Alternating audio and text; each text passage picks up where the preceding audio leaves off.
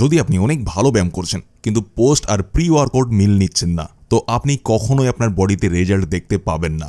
Pre workout মানে ব্যায়াম করার আগে আপনাকে যেই খাবারগুলি খেতে হবে, আর পোস্ট ওয়ার্কআউট মানে ব্যায়াম করার পরে যে খাবারগুলি আপনাকে খেতে হবে। তো যদি আপনি জিম করেন বা বাড়িতে ব্যায়াম করেন, এই ভিডিও আপনার জন্যই। তাহলে আমরা সবার প্রথমে কথা বলে নিই প্রি ওয়ার্কআউট মিল মানে ব্যায়াম করার আগে আমাদের কি খেতে হবে। আমি আপনাকে কয়েকটা জিনিসের নাম বলবো, আপনি ওর মধ্যে থেকে যে কোনো দুটি জিনিস বা তিনটি খাবার আপনার প্রি ওয়ার্কআউট মিলে যোগ করে নেবেন আপনার সুবিধা অনুযায়ী। তো আমাদের যে সব থেকে প্রথম জিনিস আসে ওটি হলো কাঁচা ছোলা। কাঁচা ছোলায় পাবেন প্রোটিন, ক্যালসিয়ামের ভরপুর মাত্রা, তাই এটাকে আপনি ব্যায়াম করার আগে খুবই সহজে সেবন করতে পারবেন। বেশি নয়, 50 গ্রাম কাঁচা ছোলাকে ব্যায়াম করার আগে খেয়ে নেবেন।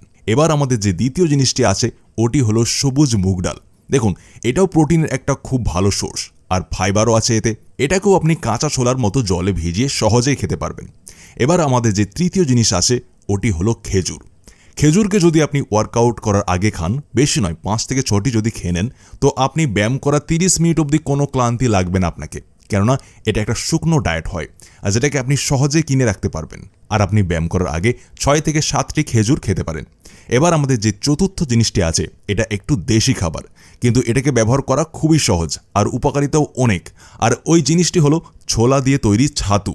দেখুন, ছাতুতে ভরপুর মাত্রায় প্রোটিন, ফাইবার, ক্যালসিয়াম, ম্যাগনেসিয়াম আরও কয়েক ধরনের পুষ্টিগুণ খুব সহজে পেয়ে যাবেন আপনি।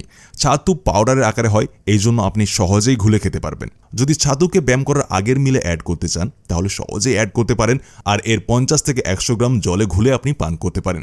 এবার আমাদের 5 নম্বর যে জিনিসটি আছে ওটি হলো ড্রাই ফ্রুট। আর এই জিনিস আমি তো বলবো আপনার নেওয়া খুবই দরকার ওয়ার্কআউটের আগে। দেখুন, ড্রাই ফ্রুটে অনেক রকম জিনিস আসে, যেমন কিশমিশ হয়ে গেল, কাজু, পিস্তা, বাদাম হয়ে গেল, আর কাঠবাদাম, আরও নানান জিনিস আছে।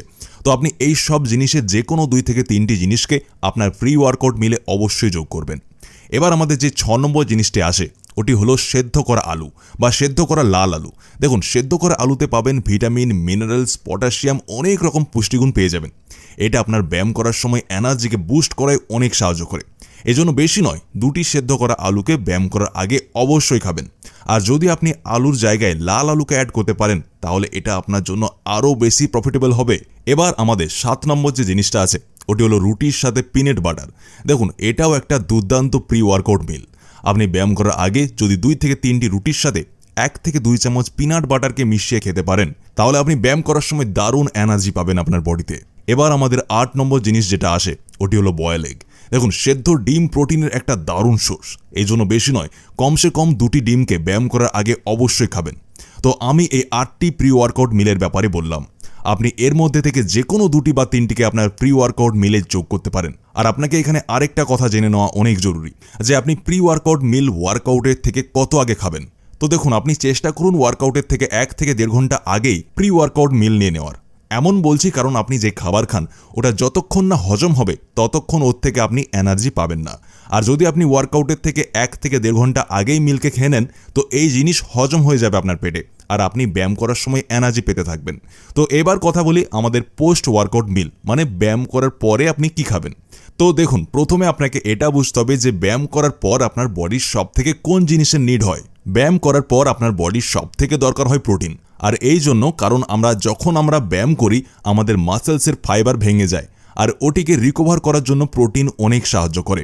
এরপর যে দ্বিতীয় জিনিস আসে ওটি হলো কার্বোহাইড্রেট, কেননা ব্যায়াম করার সময় আপনার অনেক এনার্জি লস হয়ে গিয়েছে, আর ওই এনার্জি লসকে আপনাকে রিকভার করা অনেক জরুরি, তখনই আপনার বডি তৈরি হবে। আর কার্বোহাইড্রেট এনার্জিকে রিকভার করায় অনেক সাহায্য করে। তো আমাদের যে প্রথম জিনিস আসে ওটি হলো প্রোটিন পাউডার। এটা অনেক দ্রুত হজম হয়ে যায়, আর হজম হওয়ার পর আমাদের যে মাসেলস ফাইবার ভেঙেছে ওটিকে দ্রুত রিকভার করতে থাকে, আর এটা থেকে আমাদের দিন দিন বডি তৈরি হতে থাকে। যদি আপনি ওয়ে প্রোটিন ব্যবহার করেন তো আপনি এর 1 চামচ ব্যায়াম করার পর নিতে পারেন। আর যদি আপনি ওয়ে প্রোটিনকে অ্যাফোর্ড না করতে পারেন তো আমি আপনার জন্য একটা ভিডিও বানাবো যে আপনি আপনার ঘরেই প্রোটিন পাউডার কিভাবে বানাবেন, ওটিও একদম দেশিভাবে। তো আপনি ঝটপট কমেন্ট করুন প্রোটিন পাউডার ভিডিও চাই বলে। আর যারা অলরেডি প্রোটিন পাউডার নিচ্ছেন ব্যায়াম করার পর, কখনোই প্রোটিন পাউডারকে দুধের সাথে ব্যবহার করবেন না, শুধুমাত্র জলের সাথেই ব্যবহার করবেন। এমন এই জন্য কেননা দুধের সাথে খেলে ওটির হজম হতে অনেক সময় লেগে যায়, আর ব্যায়াম করার পর আমাদের ইনস্ট্যান্ট এনার্জি দরকার হয়। এই জন্য আপনি চেষ্টা করুন আপনি ওয়ে প্রোটিন বা দেশি প্রোটিন আপনি যেটাই ব্যবহার করেন ওটিকে জলের সাথে নেবেন। এবার আমাদের যে দ্বিতীয় জিনিস আসে ওটি হলো কলা আর দুধ। দেখুন, এটাকে অনেক ভালো পোস্ট ওয়ার্কআউট মিল মানা হয়। আপনি ব্যায়াম করার পর 3 থেকে 4টি কলার সাথে অর্ধেক লিটার দুধকে পান করতে পারেন। কিন্তু আপনাকে একটা কথার খেয়াল রাখতে হবে যে বাজারে যে বড় আকারের কলা পাওয়া যায় ওগুলিকে আপনি নেবেন না। ছোট আকারের যে কলা হয় ওগুলিকে আপনি নেবেন, কেননা ছোট কলায় এনার্জির মাত্রা অনেক বেশি হয়। এবার আমাদের যে তৃতীয় জিনিস আসে ওটি হলো সেদ্ধ ডিম, যেটা আমাদের প্রি ওয়ার্কআউট মিলেও ছিল। আপনি ওয়ার্কআউটের পর 2 থেকে 3টি সেদ্ধ ডিমকে খেতে পারেন।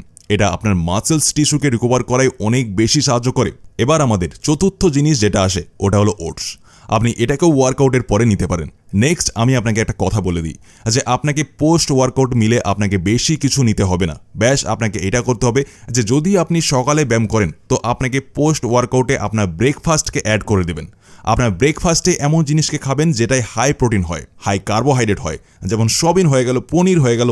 যদি আপনি রুটি খান তাহলে রুটির সাথে ঘিকেও নিতে পারেন। এটাও আপনার মাসেলসকে বানানোয় অনেক বেশি সাহায্য করবে। আর যদি আপনি সন্ধ্যায় ব্যায়াম করেন তো আপনি এই সব জিনিসকে যেগুলো বললাম অ্যাড করতে পারেন আপনার পোস্ট ওয়ার্কআউট মিলে।